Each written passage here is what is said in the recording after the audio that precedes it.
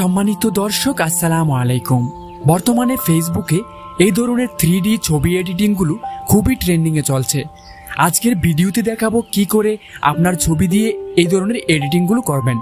এই ধরনের ছবি এডিটিং করার জন্য আপনাকে পিক্সেল ল্যাব অ্যাপসটিতে যেতে হবে। এটা আপনি প্লে স্টোরে পেয়ে যাবেন। অ্যাপসটিতে যাওয়ার পর এই লেখাটা ডিলিট করার জন্য এখানে টাচ করবেন, তারপর ওকেতে টাচ করবেন। এখন আপনাকে মাঝখানের বাটনে টাচ করে এখানে ইম্পোর্ট লেখাটিতে টাচ করলে গ্যালারিতে নিয়ে যাবে। তারপর আপনাকে এখানে 3 লাইনে টাচ করে এগুলোকে উপরে উঠিয়ে এখান থেকে গ্যালারিটা সিলেক্ট করবেন। গ্যালারি থেকে আপনার পছন্দের ছবিটি সিলেক্ট করবেন।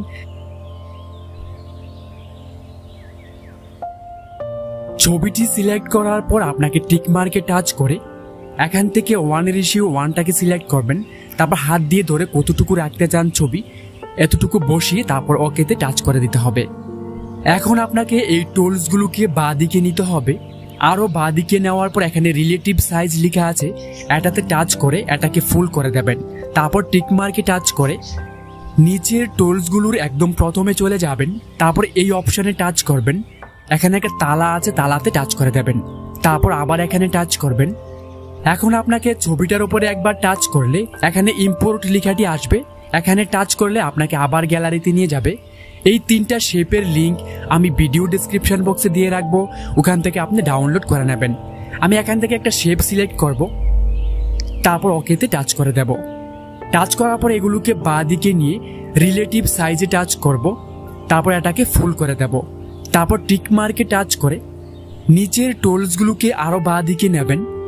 আরও বাঁ দিকে নিলে এখানে দেখুন ইরিজ কালার আছে, এখানে টাচ করবেন। তারপর এটাকে অন করলে এরকম দেখতে পাবেন। এখানে ড্রপ অপশনে টাচ করবেন। এই গোল বৃত্তটাকে ধরে কালো কালারের উপরে নিয়ে রাখবেন। তারপর টিক মার্কে টাচ করলে এরকম হয়ে যাবে। তারপর টিক মার্কে টাচ করে এখন আপনাকে এই অপশানে টাচ করার পর এই তালাতে আপনাকে টাচ করতে হবে। তারপর নিচের তালাটাতে টাচ করে এটাকে আনলক করে দেবেন। আবার এখানে টাচ করবেন। এখন ছবিটাকে ধরে আপনি অ্যাডজাস্ট করে বসিয়ে নেবেন। আপনি চাইলে এটাকে একটু উপরের দিকে উঠিয়ে নিচের এই কর্নারে ধরে টেনে একটু বড় করে আপনি অ্যাডজাস্ট করে এটাকে বসিয়ে নেবেন। এটা বসানো হয়ে গেলে এটাকে সেভ করার জন্য আপনাকে শেয়ার অপশনে টাচ করতে হবে। তারপর এই আইকনে টাচ করবেন। এখান থেকে আলট্রা সিলেক্ট করবেন। তারপর সেভ টু গ্যালারিতে টাচ করবেন। বন্ধুরা, ভিডিওটি কেমন লাগলো অবশ্যই কমেন্ট করে জানাবেন। ভালো লাগলে একটা লাইক করে দেবেন, সাবস্ক্রাইব করে সাথেই থাকবেন।